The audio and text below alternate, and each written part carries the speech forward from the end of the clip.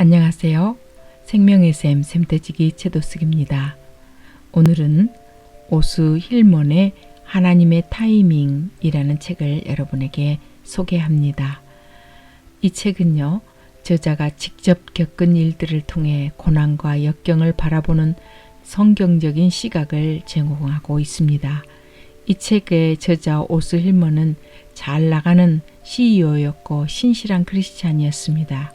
그런데 어느 한순간 가정생활에 금이 가고 사업이 무너져 내리는 고난이 찾아오게 됩니다. 그때 한 사람을 만나 하나님이 사용하기 원하시는 사람들의 동일한 패턴을 듣게 되는데 그게 바로 이 책의 핵심 주제 요셉 소명입니다. 이 책의 저자인 오스 힐먼을 소개하겠습니다. 일터 사역의 대부라고 할 수 있는 오스 힐먼은 12년간 광고 대행사를 운영하면서 아메리칸 익스프레스 등 아주 훌륭한 기업들의 고객을 위해 일했습니다. 오늘날 그는 경제계 리더협회의 설립자이자 대표로 활동하고 있습니다. 이 단체의 설립 목적은 일터에서 하나님의 소명을 실현하도록 돕는 데 있습니다. 그는 신앙과 일이라는 주제와 관련해서 국제적으로 인정받는 강연자로서 활동하고 있습니다. 사업과 모임 또는 교회 등에서 강연할 뿐 아니라 신앙과 일에 관련된 여러 책을 쓰고 있습니다. 이제 바로 시작하겠습니다. 머리말. 역경을 가까이 하고 싶은 사람은 별로 없다. 고통스러운 상황에 직면하기 전까지는 역경에 관한 글을 읽고 싶지도 그에 대해 생각하고 싶지도 않은 법이다. 그러다 역경에 맞닥뜨리면 그제야 어쩔 수 없이 그에 대해 생각한다. 어쩌면 당신은 역경의 시기를 지나는 중일 수도 있다. 고통은 실로 강력한 자극제가 된다. 각자 겪는 역경은 저마다 다르다. 어떤 사람은 실직하여 꿈을 잃고 다른 사람은 취직이 되지 않아 힘들어한다. 또 자녀를 묘지에 묻고 떨어지지 않는 발걸음을 돌리는 부부도 있고 암 진단을 받아 괴로워하는 사람도 있다. 역경은 그 형태나 크기 면에서 다양하다. 하지만 상처를 입힌다는 점에서만큼은 모두 똑같다. 나 역시 그런 역경을 통과한 적이 있다. 그때 내가 배운 사실은 시련의 와중에도 하나님이 늘 함께 하신다는 것이었다. 하나님은 우리에게 바라시는 건 그분의 관점에서 역경을 바라보는 일, 그리고 역경을 통과하는 동안 하나님의 창조 목적에 걸맞는 사람이 되는 일이다. 이 책의 핵심 주제는 바로 요셉 소명이다. 창세기에서 우리는 요셉이라는 사람을 만난다. 13년 동안 그는 배신, 학대, 종살이, 억울한 일, 투옥, 그리고 사랑하는 사람들과의 억지 이별을 포함한 온갖 역경을 겪었다. 하지만 이 모든 시련의 막바지에 이르러 불과 30세이던 요셉은 전 세계에서 두 번째로 영향력 있는 지도자가 되었다. 자기 가족과 민족과 온 세계에 영적, 물적 혜택을 제공하는 자가 된 것이다. 한시적으로 고통을 겪은 뒤 이어서 장기간 탁월한 사역과 지도력을 발휘하도록 이끌어가는 이 요셉 소명의 패턴은 많은 사람들의 삶에서 공통적으로 나타나는 현상이다. 나 자신의 삶에서 그리고 수많은 기독교 지도자들의 삶에서 나는 이 현상을 목격했다. 아마 당신도 자신이 현대판 요셉이라는 사실을 곧 발견하게 될 것이다. 이 책에는 1994년에서부터 2001년까지 내가 겪었던 7년간의 역경 이야기가 실려 있다. 내 경험을 바탕으로 나는 역경을 통과함으로써 변화를 입은 사람들에게서 많은 것을 배울 수 있었다. 뿐만 아니라 우리 삶의 여러 가지 문제와 장애들을 허용하시는 하나님의 큰 목적에 대해서도 깨달았다.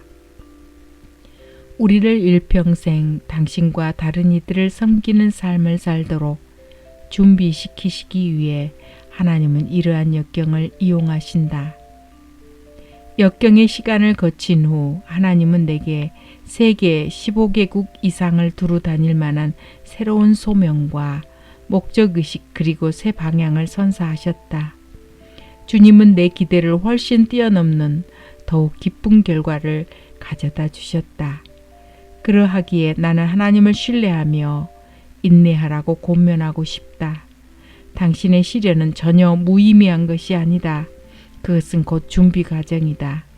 시련의 끝에는 기쁨이 찾아올 것이다. 하나님이 예비하신 놀라운 미래를 준비하는 과정에서 부디 이 책을 통해 격려를 얻고 또한 각자의 소망이 새로워지기를 기도한다. 나와 다른 하나님의 시간표. 요셉 소명. 검은 정장을 입은 남자가 호화로운 거실로 나를 안내했다. 유리창을 통해 워싱턴 시의 전경이 한눈에 들어왔다. 조금만 기다리면 오실 것입니다. 남자는 이렇게 말하고 방을 나갔다. 나는 조용히 기도했다. 주님, 그를 만나고자 애틀란타에서 960km 이상을 날아왔습니다. 하지만 그에 대해 아는 것이 거의 없습니다. 오로지 그의 강연 테이프를 듣고서 이 만남을 약속했을 뿐입니다. 주님, 주께서 그 테이프를 제 손에 쥐어주신 데는 무슨 목적이 있을 거라 생각합니다. 부디 제 귀를 여셔서 그를 통해 전하려던 말씀을 듣게 하소서. 몇 분 후에 두 사람이 들어왔다. 한 명은 키가 크고 당당했는데 억양으로 보아 미국인도 순전한 유럽인도 아닌 듯 했다. 다른 한 사람 역시 다소 체격이 컸는데 미소가 따뜻하고 진실해 보였다. 스웨덴 억양의 그가 먼저 손을 내밀어 내 손을 잡았다. 안녕하세요. 굿나르 올슨이라고 합니다. 테이프에서 들었던 바로 그 목소리였다. ICC 국제기독교 상공회의소 설립자이자 대표인 굿나르 올슨은 바쁜 사람이었다. 당장 그날도 밤에 있을 ICCC 국제회의를 위한 최종 점검이 한창이었다. 상황이 그러한데도 그는 서두르지 않고 느긋했다. 올슨은 ICCC 위원회 회원이라며 옆에 서 있는 제임스 라킷을 소개해 주었다. 우리 셋은 자리에 들러 앉았다. 늦은 오후 유리창에 비친 워싱턴의 하늘가에는 점차 어둠이 드리워지고 있었다. 당신 얘기를 좀 해주시지요. 굿나르가 먼저 입을 뗐다. 나는 내 얘기를 간략히 들려줬다. 지난 20년 동안 나는 매우 성공적인 광고업자였다. 아메리칸 익스프레스, 스타인웨이 피아노, 프리지엄 백화점 등 쟁쟁한 회사들이 내 고객 명단을 장식했다. 나는 교회 활동에도 적극적이었는데 특히 남성부 성경 공부 모임을 인도했다. 사람들은 모두 나를 모범적인 그리스도인 사업가로 생각했다. 하지만 이 모두를 바꿔버린 일이 일어났다. 1994년 초봄 나는 개인적으로나 사업적으로 심각한 파탄을 경험했다.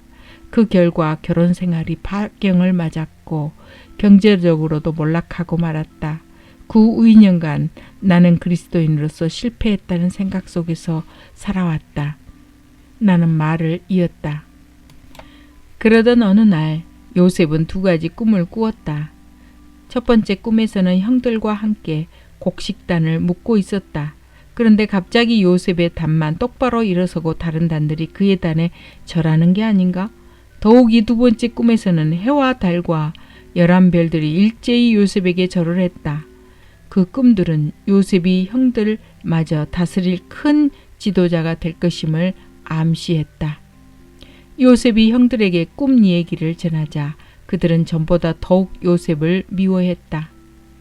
시기심에 사로잡힌 형들은 결국 요셉을 살해할 음모를 꾸미기에 이르렀다. 형들은 요셉을 붙들어 옷을 벗기고는 구덩이에 던졌다. 바로 그 순간 요셉은 역경이라는 것을 경험하게 되었다. 요셉의 형들이 구덩이 곁에서 식사를 하는데 때마침 애굽을 향하던 미디안의 대상이 그 곁을 지나갔다. 이에 요셉의 형 가운데 한 명인 유다가 모두에게 제안한다. 좋은 생각이 있어. 요셉을 죽이기보다는 노예상에게 팔아서 돈이나 버는 건 어때? 요셉은 결국 은하 20냥에 팔려 애굽으로 끌려갔고 무역상들은 애굽 왕 바로의 신하인 보디발에게 요셉을 팔아넘겼다. 여호와께서 요셉을 형통케 하셨으므로 보디발은 요셉에게 집안의 종들 전체를 다스리는 임무를 맡겼다. 그 무렵 보디발의 아내가 요셉을 눈여겨보고서 그에게 유혹의 마술을 여러 차례 뻗쳐왔다. 그러나 성실하고 경건한 젊은이였던 요셉은 단호히 거절했다. 내 주인이 집안의 모든 소유를 간섭하지 아니하고 다 내 손에 위탁하였으니 그런즉 내가 어찌 이 큰 악을 행하여 하나님께 죄를 지으리이까? 요셉의 거절에 화가 난 여자는 도리어 그를 강간 미수범으로 몰아붙였다. 그 일로 무고하게 감금된 요셉은 다시 한번 뼈저린 역경을 맛본다. 감옥에 있는 동안 요셉은 바로의 술관원이었던 간방 친구의 꿈을 해석해 주었다. 그는 자신이 감옥에서 나가면 최선을 다해 요셉을 돕겠노라 약속했다. 며칠 후 술관원은 석방되었다. 하지만 약속을 지키기는커녕 요셉에 대해 깡그리 잊어버렸다. 그로부터 고통스러운 2년이 흘렀다. 술관원은 요셉을 잊었으나 하나님은 결코 그를 잊지 않으셨다. 그분은 장차 다가올 일을 위해 요셉을 준비시키고 계셨다. 요셉이 감옥에 있는 동안 바로는 2차례나 악몽에 시달렸다. 깜짝 놀라 잠에서 깬 바로는 근심에 사로잡혔고 현자들을 불러 해몽하도록 지시했다. 하지만 아무도 그 꿈을 해석하지 못했다. 그때 요셉의 간방 동료였던 술관원이 요셉을 기억해냈다.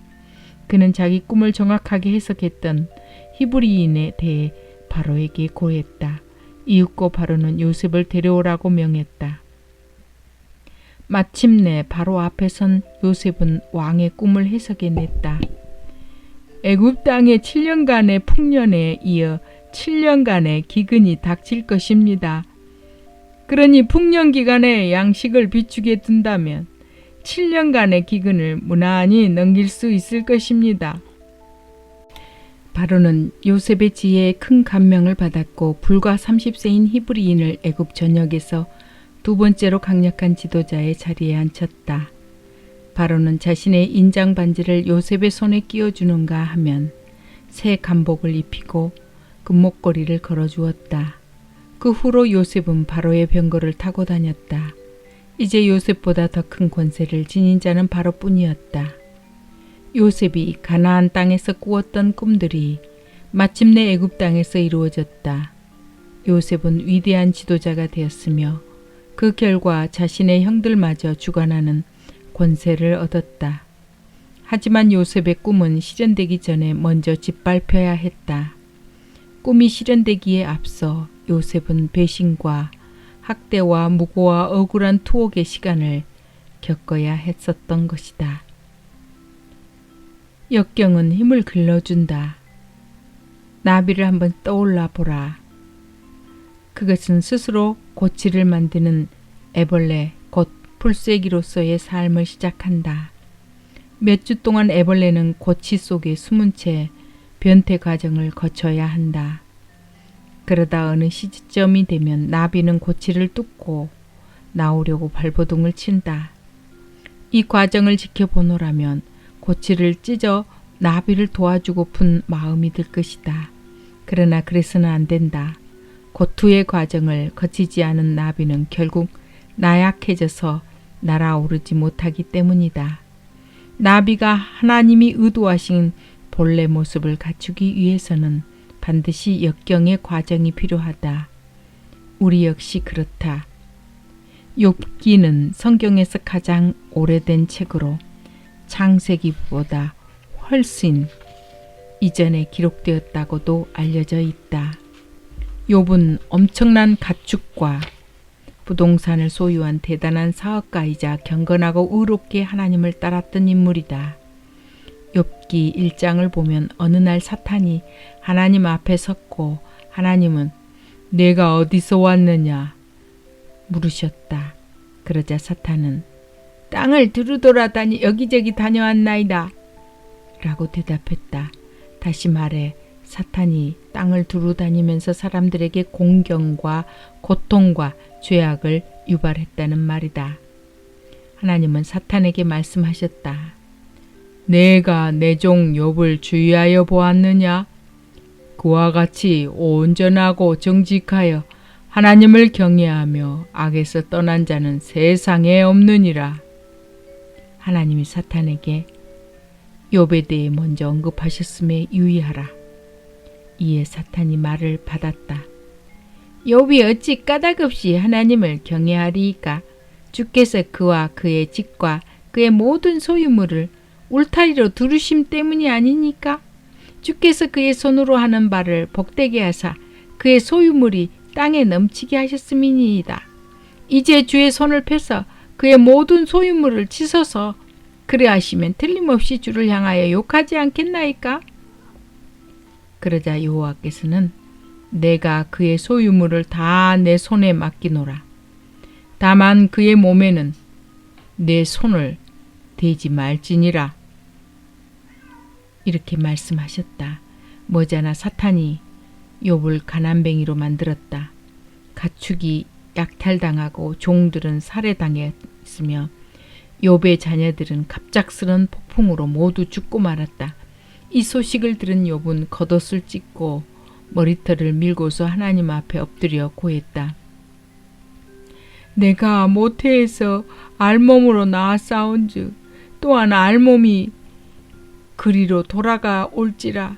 주신 이도 여호와시요 거두신 이도 여호와시오니 여호와의 이름이 찬송을 받으실지니이다.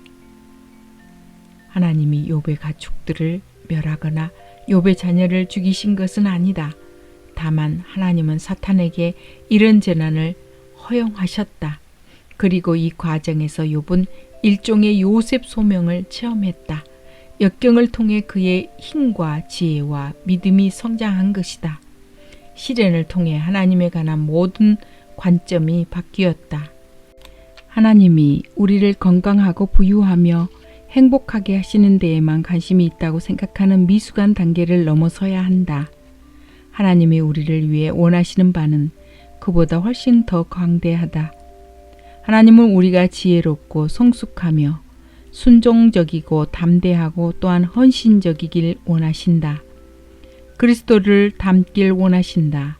그런데 그리스도를 닮는 길은 역경의 광야와 연결되어 있다. 나의 요셉 소명. 1984년에 광고 대행사를 설립했다. 창사 이래 10년 동안 회사는 급성장했고 42세쯤에는 재정적인 면도 안정 국면에 들어섰다. 이 성공의 시기 동안 신앙생활 역시 중요시했다. 또한 회사를 통해 기독교를 증거하고 싶었다. 그래서 회사 이름을 아슬란 그룹이라고 지었다. 아슬란은 C.S. 루이스의 나니아 연대기에 등장하는 그리스도를 상징하는 사자의 이름이다. 그러나 가정에서는 심각한 문제를 겪고 있었다. 결혼생활 내내 아내와 나는 많은 상담가들을 찾아 해결책을 모색했다. 그러나 1994년 3월 아내는 별거를 결심했다. 3년 반 동안의 별거는 결국 이혼으로 막을 내렸고 당시 외동딸은 막 10대에 들어서고 있었다. 그런데 별거한 지 얼마 지나지 않아 사업과 재정 상태에 일련의 파괴적인 위기 상황이 닥쳤다. 가장 먼저 우리 회사 매출의 70%를 차지하던 가장 큰 거래처에서 7년간의 계약 관계를 끝내자고 통보해 왔다. 설상가상으로 그 거래처는 우리가 방금 마무리 지은 작업을 문제 삼으면서 무려 14만 달러의 대금 지불을 거부하기까지 했다. 그로부터 채 한 달이 되지 않아 자산 10만 달러를 맡겨둔 투자 전문회사가 소송에 휘말렸다. 그 회사의 임원들 중 하나가 횡령을 하는 바람에 투자자들의 돈이 다 날아가 버린 것이다. 몇 주 뒤에는 또 다른 투자 회사가 망했다. 이번에는 자산 20만 달러뿐 아니라 홀로 계신 어머니가 내 조언을 듣고 투자한 상당한 금액이 날아가 버렸다. 특히 어머니의 손실에 대해 나는 견디기 힘든 죄책감을 느꼈다. 사업상의 네 번째 재난은 특별히 더 고통스러웠다. 왜냐하면 신실한 그리스도인 형제가 연루된 사건이었기 때문이다. 그는 우리 광고회사의 부사장으로서 두 번째로 큰 매출을 담당하고 있었다. 그는 신앙의 동역자로 힘든 시기에 함께 기도하던 사람이었다. 그런데 그가 어느 날 오스, 광고회사를 따로 차려야겠어요 라고 말하는 게 아닌가? 너무나 충격적인 말이었다. 하지만 더 큰 충격이 나를 기다리고 있었다. 그가 우리 회사의 두 번째로 큰 거래처를 가로채 간 것이었다. 이 모든 개인적인 그리고 사업상의 재난들이 불과 몇 달 사이에 들이닥쳤다. 겨우 몇 달 사이에 내 꿈과 자아상이 산산이 부서져 버렸다. 왜 하나님은 나를 버리셨을까? 하는 질문만이 내 마음에 맴돌았다. 좌절의 눈물을 흘리지 않는 날이 단 하루도 없었다. 친구와 대화를 하다가도 말문이 막혀 울음을 터뜨린 적이 한두 번이 아니었다. 이혼 후 첫 해 동안 마치 곳곳에 구멍이 난 보트를 손으로 젓고 있는 기분이었다. 회사를 살려내려고 발버둥 치는 한편 12살 난 딸과의 관계를 유지하려 애썼다. 그 애는 나보다 훨씬 더 고통스러워했다. 처음 3주간은 딸과의 관계가 완전히 무너지는 듯 했다. 이혼한 아내의 영향으로 인해 나를 바라보는 딸의 시각이 잔뜩 뒤틀려 있었기 때문이다. 그 무렵 나는 딸과의 관계를 다시 회복할 수 있을까 하는 불안감에 시달렸다. 고통이 너무 심해 하나님의 존재마저 의심하고 말았다. 그런데 역설적이게도 나는 하나님의 존재를 의심하는 동시에 그분께 화를 내고 있었다. 상황이 악화될수록 분노는 더욱더 깊어만 갔다. 이 모든 재난과 비극을 불러온 아내와 투자 회사들 그리고 이전의 사업 동료를 마구 욕했다. 하나님마저 비난하는 지경이었다. 차차 나는 내 자신이 통제적인 인격의 소유자임을 알게 되었다. 통제적인 사람은 대개 두려움과 교만이라고 하는 두 가지 요인에 의해 움직인다. 만일 자신이 모든 상황을 컨트롤하지 않으면 내 삶이 엉망이 되리라는 두려움을 지닌 채 살아가는 타입이다. 나는 다른 사람들에게 중요한 일이나 결정을 맡기길 주저했다. 그들이 나만큼 일을 처리하지 못할까봐 두려웠기 때문이다. 무엇보다 하나님께 내 삶을 온전히 통제하시도록 내맡기길 두려워했다. 두려움에 기초한 컨트롤 중독증이 결혼 생활을 멍들게 했음을 지금에 와서야 깨닫는다. 교만에 기초한 통제 심리 역시 문제였다. 나는 공적인 이미지, 즉 기독교 가정을 이루고 있는 성공한 사업가의 이미지를 유지해야 했다. 나에게 결함이 있거나 무기력한 분야가 있다는 사실을 아무에게도 드러낼 수 없었다. 내 결혼 생활과 사업이 실패하고 있다는 사실이 알려지는 걸 견딜 수 없었다. 그래서 아내와 화해하고자 온갖 노력을 다했지만 아내는 꿈쩍도 하지 않았다. 마찬가지로 잃은 투자금을 회복하려고 발버둥을 쳤지만 회복될 가능성은 전혀 보이지 않았다. 내 삶은 통제불능 상태로 무너져가고 있었다. 나는 인생에서 소중한 모든 것을 잃고 말았다. 결혼생활, 딸과의 관계, 사업, 부요한 생활, 자존감, 꿈, 그리고 신앙심까지도 모조리 잃어버렸다. 더 이상 살아야 할 이유가 없었다. 심지어는 교통사고를 당해 남은 가족에게 보험금 50만 달러를 타개해 줄까 하는 마음까지 먹었다. 요색 구덩이와 같은 나의 역경은 1994년 3월에 시작해 2001년 3월까지 정확히 7년간 계속되었다. 이 시기 동안 하나님은 많은 사람들을 만나게 하셨다. 그들은 내 곁에서 함께 걸었고 내 삶에서 이루어지는 하나님의 사역을 이해하도록 도와주었다. 그 7년의 막바지에 이르렀을 때 하나님은 내 삶의 모든 측면을 다 회복시키셨다. 그리고는 완전히 새로운 삶의 이유를 깨닫도록 해주셨다. 독자의 요셉 여정. 수많은 이들의 여정이 나와 비슷함을 알기에 이 책을 쓰기로 마음을 먹었다. 역경을 당하는 동안에는 하나님께 버림받은 느낌이 들 것이다. 어쩌면 지금 당신은 구덩이 속에 던져져 있는지도 모른다. 그럴지라도 놀라운 미래를 위해 우리를 단련시키고자 하나님이 그 역경을 선용하고 계시다는 사실을 기억하기 바란다. 지난 날을 돌이켜보면 요셉 소명을 이해하는 사람들은 극소수였다. 목사들이나 사업가들도 이를 알지 못했다. 나 역시 워싱턴에서 굿나르의 설명을 듣기 전까지는 이를 이해하지 못했다. 하지만 이젠 어디서든 이 메시지를 전하고자 한다. 그래서 나는 강연이나 연수회를 통해 매번 이 진리를 나눈다. 내가 요셉 소명에 대해 말할 때마다 사람들은 내게로 와서 이렇게 말한다. 이런 말을 예전에 결코 들어보지 못했어요. 나 혼자만 이런 고통을 당하는 기분이었죠. 정말이지 하나님이 내게서 등을 돌리셨다고 생각했답니다. 하나님은 굿나르 올슨을 나의 생명줄로 쓰셨다. 그리고 이제는 다른 사람들의 생명줄로 나를 사용하고 계심을 목격한다. 만일 내가 역경의 구덩이를 통과하지 않았다면 결코 이런 사역을 감당할 수 없었을 것이다. 이 순간 나는 고통의 상실의 경험을 통해 배운 것들을 기뻐한다. 이전에는 절망의 구덩이로만 보였던 것이 이제는 사역의 발판이 되었기 때문이다. 당신의 구덩이는 어떠한가? 얼마나 깊은가? 얼마나 넓은가? 얼마나 캄캄한가? 얼마나 고통스러운가? 요셉 구덩이들은 저마다 다르다.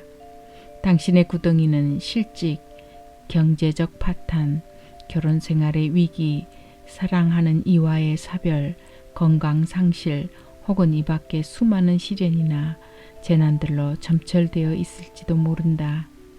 그런데 모든 요셉 구덩이에서 공통적으로 발견되는 것이 하나 있다. 바로 우리 삶이 저지당하고 자신의 상황을 컨트롤할 수 없으며 노 없는 뗏목에 실려 불확실의 바다를 떠다니는 듯한 느낌을 갖게 된다는 사실이다. 처음으로 우리는 전적으로 하나님과 다른 사람들에게 의존할 수밖에 없게 되는 것이다.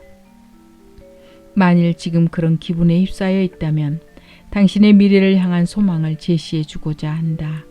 바로 하나님이 당신에게 이 여정을 계시하게 하셨다. 욥이나 요셉, 다니엘 그리고 바울과 같은 인물들의 삶에 동참하도록 하신 것이다. 이들은 역경을 겪은 후에 새 성품과 더 강력한 리더십을 갖추게 되었다. 굿나르 올슨을 통해 하나님이 내게 주신 이 메시지를 당신에게도 전하고 싶다. 당신에게는 요셉 소명이 있다. 이 역경의 때에 하나님이 당신을 단련시키신다. 그분이 놀라운 방법으로 당신을 사용하시려 준비하고 계신다.